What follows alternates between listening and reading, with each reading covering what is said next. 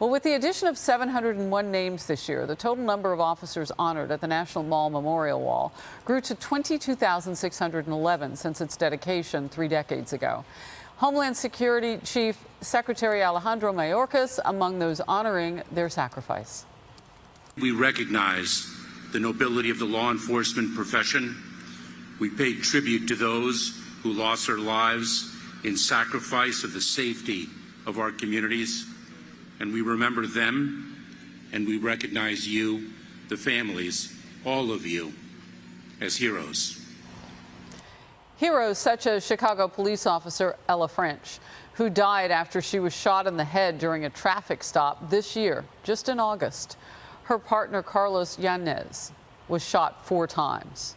He survived, but he lost an eye and still has 2 bullets lodged in his brain.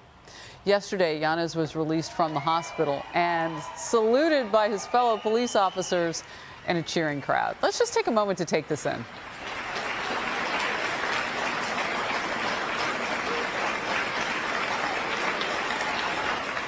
How about that?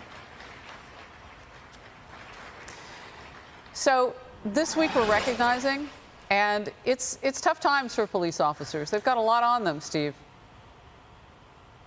Yeah, and honestly, I mean, those scenes there, but both of those, they're so poignant. When you see the individual recognition there, that reminds us that we can talk about the police in general, policing in general, but in the end, it's individual people who are incredibly brave.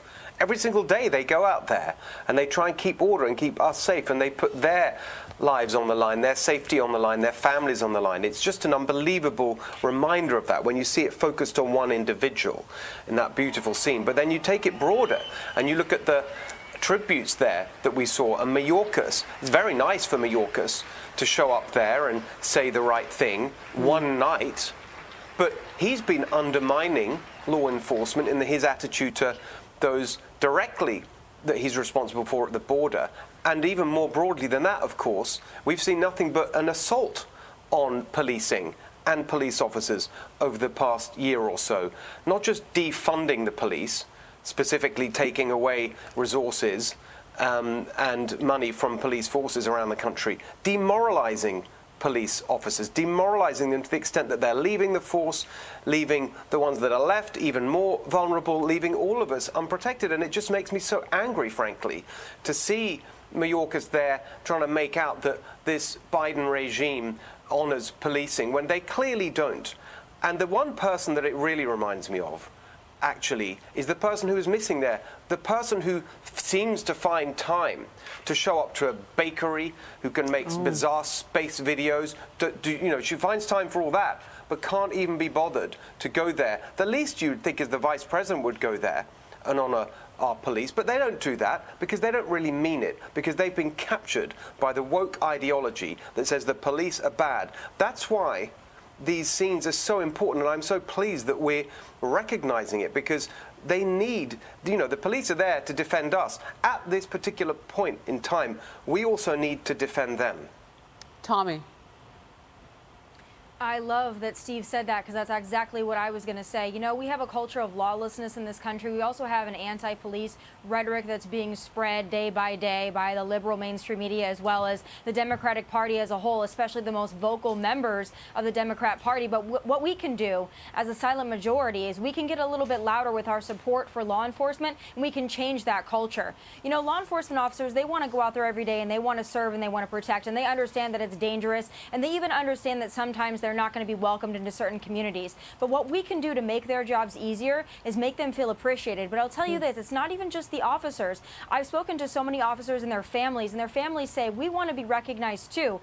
There are so many that I've spoken to that have lost their husbands or their wives in the line of duty, and they say that they largely feel forgotten by the communities. And I often challenge folks, even that support law enforcement, to recognize or even name one law enforcement officer that we've lost in the last year, and most can't do it. We remember the names of George Floyd and Sandra Sandra Bland and Freddie Gray and others, but we very, very rarely ever remember those police officers that have given their lives and sacrificed so much. So what we can really do to honor police officers on National Police Week and every day is to remember their sacrifice and uplift all the wonderful things they do and change that culture so that they feel appreciated, respected, and supported.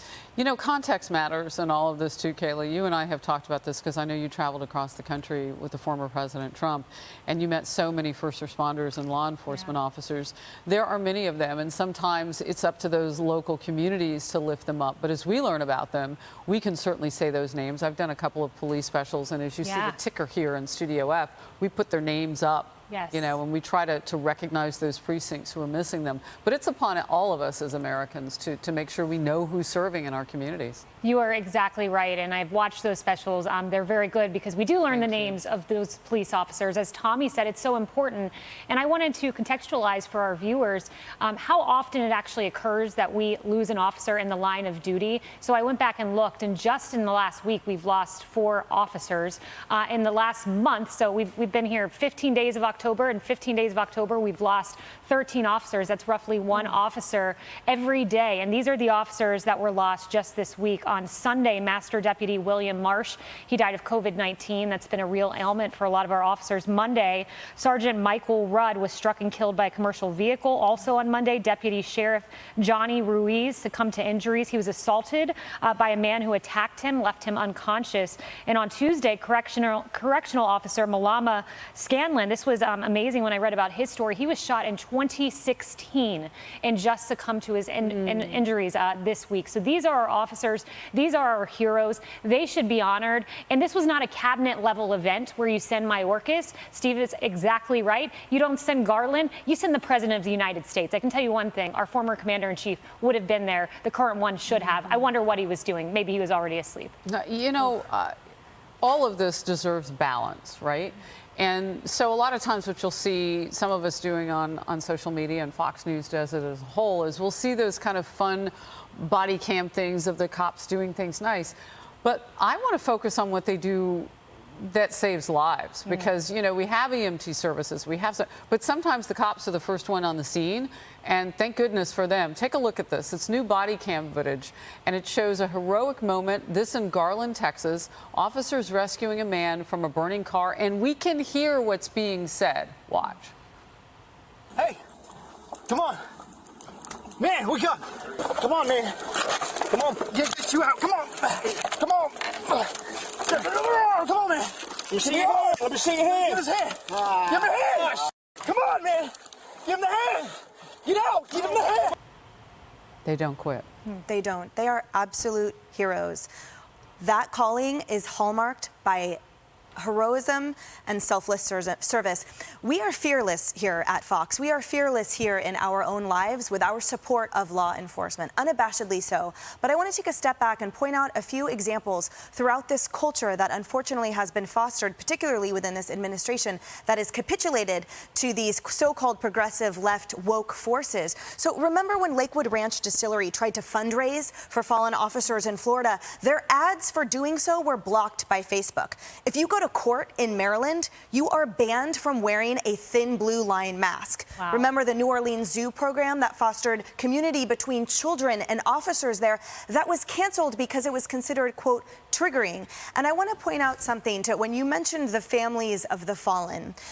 Detective Rafael Ramos and Officer Wenjian Liu were gunned down on December 20th, 2014, just for being cops. They were both shot and killed while sitting in their patrol car here in New York City. And their family, the family of Detective Ramos, launched the Detective Ramos Foundation, and the point of which was to honor his legacy, to bring aid and scholarship funds and render help to the families of those fallen officers in the line of duty. But one of their main goals is to foster the relationship between communities and law enforcement. So here is a heartbroken, shattered family that launched a foundation and are dedicated to healing the wounds that for some reason here in society people continue to try to stoke that divisiveness, because officers are a part of the community, and even the families are hallmarked, my point is, by service and continued service, even in the wake of those absolutely tragic deaths.